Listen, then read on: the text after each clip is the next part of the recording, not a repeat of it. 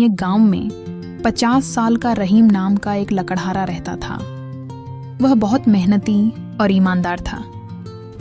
रोज वह जंगल से लकड़ियां काटता और बाजार में बेचकर गुजारा करता। एक दिन जब वह पेड़ काट रहा था, उसका कुल्हाड़ा नदी में गिर गया। रहीम बहुत परेशान हुआ क्योंकि कुल्हाड़ा उसकी रोजी रोटी का साधन था। उसने दुआ मांगी, हे भगवान, मेरा कुल्हाड़ा वापस मिल जाए, मैं गरीब हूं। अचानक नदी से एक देवदूत प्रकट हुआ और सोने का कुल्हाड़ा लेकर आया।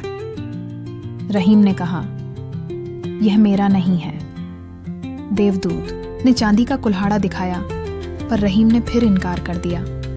आखिर में जब देवदूत ने उसका पुराना लोहे का कुल्हाड़ा दिया तो रहीम खुशी से बोल उठा, हाँ, यह मेरा है।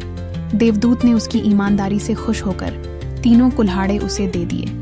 रहीम ने शुक्रिया अदा किया। सीख: ईमानदारी हमेशा फायदेमंद होती है।